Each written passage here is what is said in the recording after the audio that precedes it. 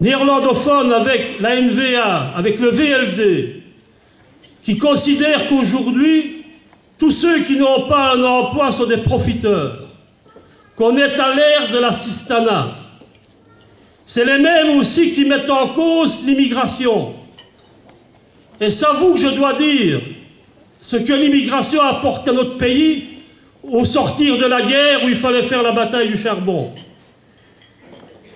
Si à gauche on se laisse prendre dans des discours qui ont pour portée de diviser le monde du travail, on fait fausse route.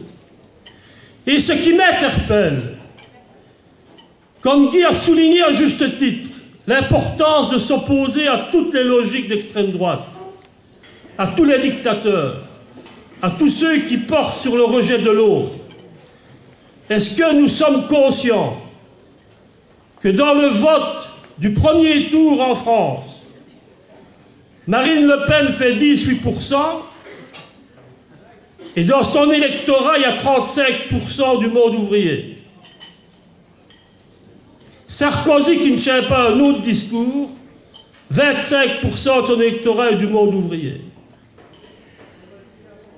Ça démontre à quel point il est important qu'à gauche, nous ayons la capacité d'avoir aussi un discours mobilisateur, un projet de société qui coupe avec la logique qu'on veut nous faire avaler chaque jour, qui est de considérer qu'il n'y a pas d'autre modèle que le libre marché, la libre concurrence, et qu'il faut s'adapter, et donc accepter plus de flexibilité, moins de protection sociale, moins de revenus, ce qui permettra, soi-disant, de créer de l'activité et d'avoir des effets retours.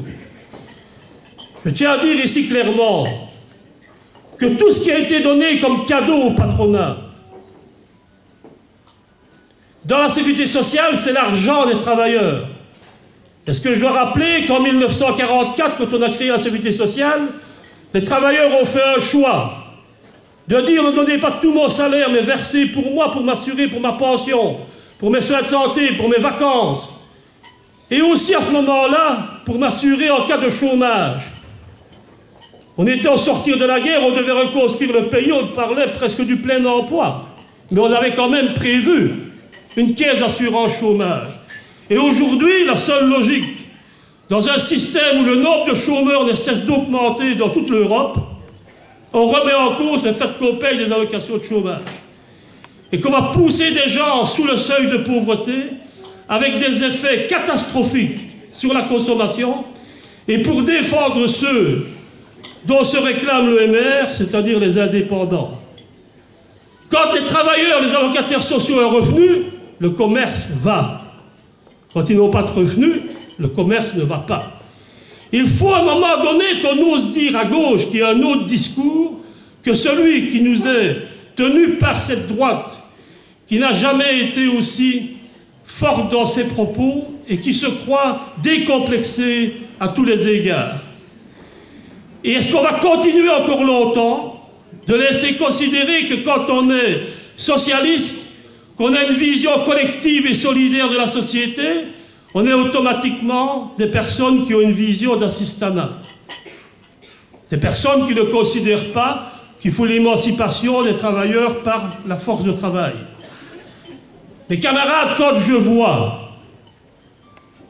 où sont les investisseurs privés pour venir créer de l'emploi, est-ce qu'on réfléchit un instant quand on voit la Wallonie, si on retire ces emplois publics, tant décriés par la droite, si on retire les intercommunales, tant décriées par la droite, si on retire l'intervention des invests dans l'industrie,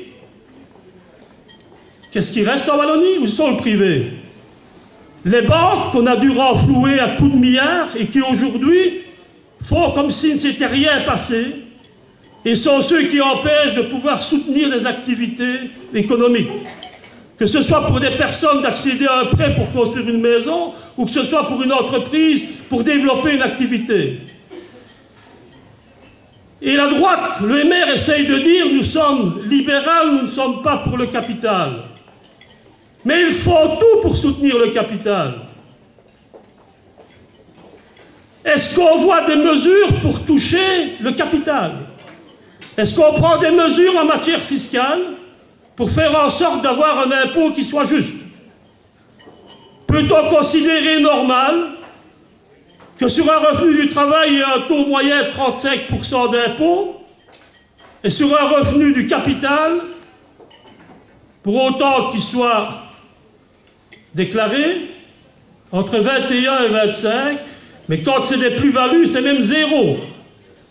Et on trouve ça normal. Que sur des revenus immobiliers, on paye à peine 3%. Est-ce que la gauche va oser à un moment donné dire qu'on ne veut plus de cette vision de société et qu'on veut un projet de société basé sur des valeurs réelles qui font en sorte qu'il y ait un impôt globalisé, tous les types de revenus, progressif, pas avec 5 tranches comme aujourd'hui, mais 10 tranches, 15 tranches, ce qui fera en sorte que les petits et moyens revenus ne paieront pas plus qu'aujourd'hui. Mais ceux qui aujourd'hui ne payent pas ce qu'ils doivent ou ne payent pas du tout, paieront enfin. Est-ce qu'on ose à gauche poser des principes tels que ceux-là? Est-ce qu'on